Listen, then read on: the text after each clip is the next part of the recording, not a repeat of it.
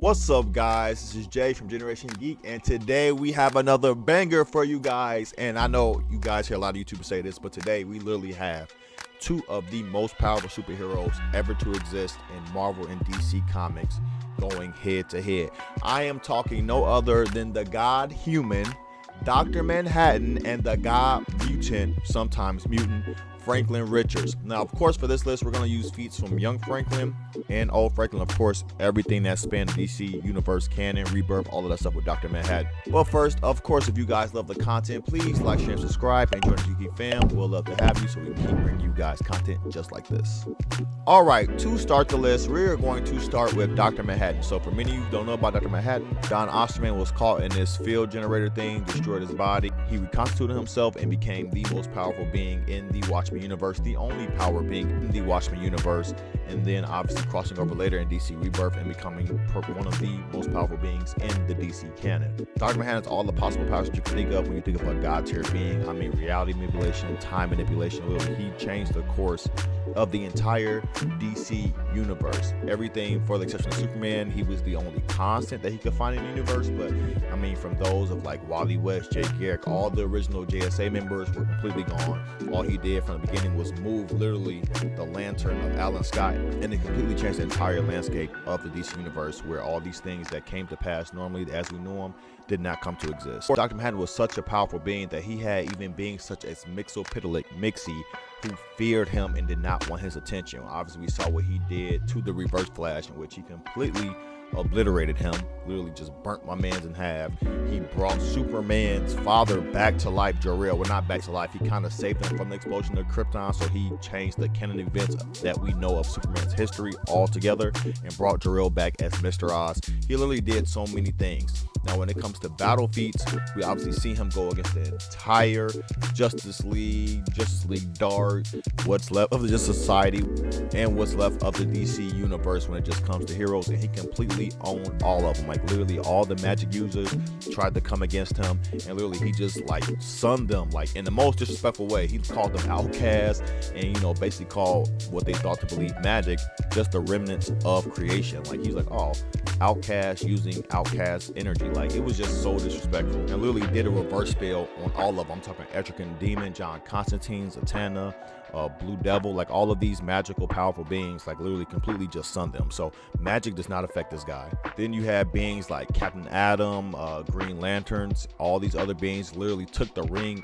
off of Guy Gardner's finger, destroyed it, and it was like, oh, look at this energy, matter, emotion. Like, everything was just so new and curious to him, because obviously in the Watchmen universe there were no characters with any type of power whatsoever. They were all just like super skilled humans for the most part. I mean, tank attacks from Firestorm, Captain Atom, and we know how powerful they are. We already know that, Captain Atom gives Superman a run for his money, basically because his power just on a nuclear scale.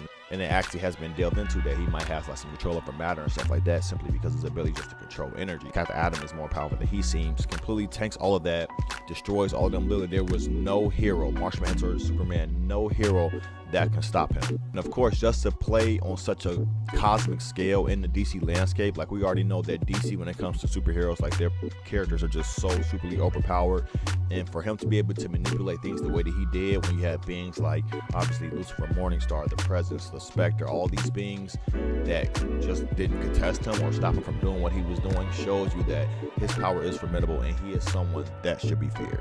And then we have Franklin Richards. Now, everybody just loves Franklin Richards. I mean, how could you not? You have this kid with all this imaginable power to do whatever he wants. Obviously, it has been theorized that really none of the heroes age in the Marvel universe because Franklin Richards does not wield it. So there's just been so many things surrounding Franklin over the years that puts him on this super powerful scale, and we just all love him despite how OP he is. I haven't met a person that does not like Franklin Richards. Of course, with a character so powerful, it has been hard to write him. And of course, like I said, we've dealt with retcons where he was a mutant and then he wasn't a mutant, and now he is a mutant again, he wasn't a mutant. So many confusing things with the God particles and stuff like that. Like, it's just so much different stuff going on with Franklin that we never know where he stands. But one thing that we cannot question is that he is one of the most powerful beings to ever exist and will exist. Obviously, we have issues in which Galactus says to Franklin that at the end of time, he and Franklin will be the last beings left, and that they basically restart the universe over again. And of course, we've seen the scale of Franklin's power, in which him, his father, and Molecule Man were literally creating new universes for the multiverse and sending them out. Like Franklin literally was using the material from Molecule Man and literally was creating these universes. Even as a little kid, we saw Franklin creating pocket universes under blankets and stuff like that. Like, this boy has an extreme amount of power. And we're not just talking about young Franklin. Of course, we're talking about adult Franklin as well, because they basically are the same being. Obviously, Franklin Richards as an adult with just more experience, and obviously his power is obviously growing a little bit more. We've seen Franklin Richards alongside Galactus, who I cannot skip over, made Galactus his hero. Yes, the Galactus that has heroes. Franklin said to him when Galactus was killed by these mass celestials, he said, "To me, my Galactus," and brought Galactus back to life with energy from himself and his young Franklin, and they both combated the mass celestials together, which was just probably one of the coolest skins ever. Of course, it was written by Jonathan Hickman, so what else can we expect? You saw him in the Heroes Reborn thing when he brought all the Marvel superheroes, the Avengers, and all the beings lost against Onslaught, brought them back in a pocket universe. We just seen Franklin do some amazing things. Obviously, he has powers like telekinesis, telepathic. He has all the power that just comes with just being a god tier being, reality manipulation, energy manipulation. Basically, there's nothing that Franklin can do. Now, when we pit these two together, here comes the hard part, and it's going to make a lot of people mad. I understand it, but we have to do the job. And this, again, this is my opinion. You guys let me know what you think in the comments below. But when it comes to this matchup, it's not as simple, or it's not an easy thing to do, simply because you just have these two overly powered cosmic beings. Now, we have to look at feats and the upper ends of the feats and what the feats can allude to. And it's kind of a mix of just the different beings in general. So there's always this big talk about Franklin, like, is Franklin, universal, multiversal? And obviously we saw that Franklin was multiversal from the simple fact that he was able to create realities and, different universes and stuff like that. So that already puts Franklin up there. And then we have, obviously, Dr. Manhattan, who, I don't know if he was really creating universes, but we saw him manipulating universes on a grand scale as well. Of course, we got the New 52 and all things that came with that. So when it comes to just reality manipulation, we have to put them sort of kind of even. When it comes to battle feats, we don't see many powerful battle feats from Dr. Manhattan. Obviously, we saw all the stuff where all the heroes from Earth came to attack him, and he just completely walked through them. Like, he was giving no effort, like barely was waving his hand, was taking out some of our most powerful heroes. I mean, Firestorm, the entire Firestorm Matrix and all it can do. Then you have beings like Superman, who to him are like fleas, like barely affect him.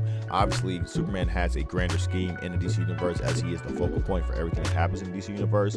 But aside from that, like, when it comes to power, Superman is nowhere close to what Dr. Manhattan can do. Like, not even in the stratosphere, whatever you want to say, he's not even close to Dr. Manhattan. Then we have Franklin Richards, obviously being as powerful as he is when it comes to obviously manipulating feats and power feats. When it comes to just battle things, the highest thing that we've seen him do was go against the mass celestials, and then we saw him and Galactus kind of having trouble with that. So we know he's not supremely powerful when it comes to cosmic hierarchy. Like, I don't believe that Franklin Richards is taking the beings out like the Living Tribunal and stuff like that. Obviously, Galactus has a respect for him, and they have this kind of kinship or whatever, since they will be the last beings in all of existence. But Franklin Richards, I believe, has a cap on his multiversal power. Like, that's the thing about comics. Even when you're going with infinitely powerful beings, there's a limit on the things that they can do. So we have to keep that in mind. So then we have the scaling. So we have Franklin at his peak going against mass celestials. Then we have Dr. Manhattan, which seems to be his peak, going against the heroes of this universe. But we have some caveats to that, because you have beings like Mxyzptlk, a fifth dimensional being who literally fears Dr. Manhattan. Now, if I have to scale these two, now we've seen Mixie fight against Batmite, who's another fifth dimensional being.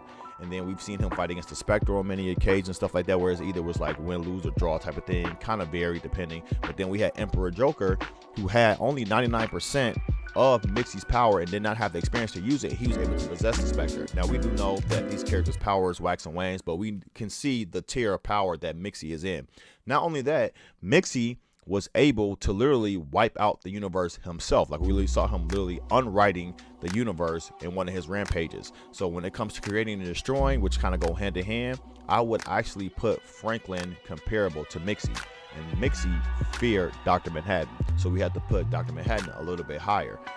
And I know people want to say that it's not that clear cut, because they was like, well, we saw the Dark Knight, who had Dr. Manhattan's power, beat Perpetua, and he's above Perpetua, and Perpetua is definitely above Franklin, which is true. Perpetua definitely is over Franklin, But there's a caveat to that. This was a Bruce Wayne in a different dark multiverse who did the same experiment and got the powers of Dr. Manhattan. But you also have to remember there was all the stuff going on with the infinite crisis energy, and then the other Dr. Manhattan's power being inside of Wally West.